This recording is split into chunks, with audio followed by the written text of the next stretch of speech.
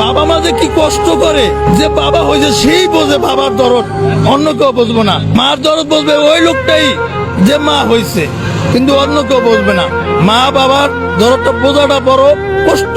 ছেলে মেয়েরা বাবাকে বৃদ্ধ আশ্রমে রাখে, এটি বেশিরভাগই রাখতে আছে বড় লোক যারা আছে তারাই রাখতে আছে, কিন্তু এই কাজগুলো ঠিক না। যে বাবা মা হলেও সম্মানই পাত্র। আমি যদি বাবাকে সম্মান করি, আমার সন্তান আমাকে সম্মান করবে। আমি বাবাকে সম্মান করব না, আমাকে আমার সন্তান সম্মান করব না, এটাই হলো নিয়ম। কিন্তু আজকে সমাজে কি হচ্ছে, বাবাকে খাওয়াচ্ছে না, মাকে দেখছে না, বড় ভাইকে সম্মান করছে না, এইটাই হচ্ছে এই দেশে চলতেছে। বাবা মা যে কি কষ্ট করে, যে বাবা হয়েছে সেই বোঝে বাবার দরদ, অন্য কেউ বুঝবো না। মার দরদ বুঝবে ওই লোকটাই যে মা হয়েছে, কিন্তু অন্য কেউ বুঝবে না। মা বাবার দরদটা বোঝাটা বড় কষ্ট। মা একজন দিন রাত পরিশ্রম করে, বাবা রোদ্রে করে বৃষ্টিতে ঘামে, তারপর আল্লাহ বাবা ওই সন্তানের পাশে দাঁড়ায়, আহার তুলে দেয়। তারপর কি হয়, ওই বাবাকে বৃদ্ধ আশ্রমে দিয়ে আসে। ওই বৃদ্ধ আশ্রমে না দিয়ে আপনার বাবাকে আপনি ঘরে রাখেন। যেমন আমার বাবাকে আমি ঘরে রাখছি, আমার মাকে আমি ঘরে রাখছি। আমার মতন সবাই আসুন, যে বাবাকে ঘরে রাখি, মায়ের ঘরে রাখি, স্ত্রীকেও ঘরে রাখি। স্ত্রীকে তো হারাম যাবে না, ও তো আমার স্ত্রী। বন্ধু বান্ধব ক্ষণিকের জন্য।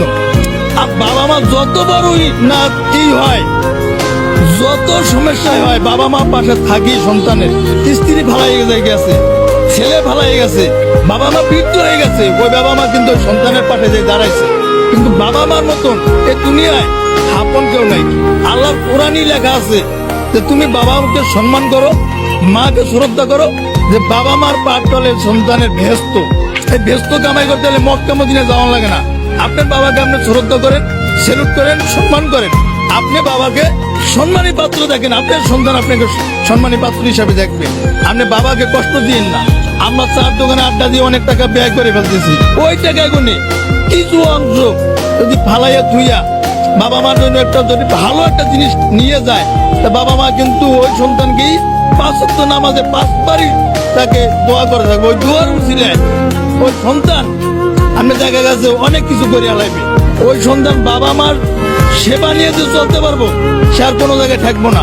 বাইজিৎ একটি গ্লাস পানির জন্য বড় আল্লাহর ওলি হয়ে গেছে। মার একটি গ্লাস পানি নিয়ে দাঁড়ায় রয়েছে। মা প্রশ্ন করছে, বাইজিৎ তুমি আমার এর জন্য এই যে দাঁড়াই রয়েছে। মা আপনি যদি পানি চান, আমি যদি না দিতে পারি, তা তো আমার কি হয়ে যাবে। তা বাইজিৎ সে আল্লাহর ওলি গেছে মায়ের দোয়ায়।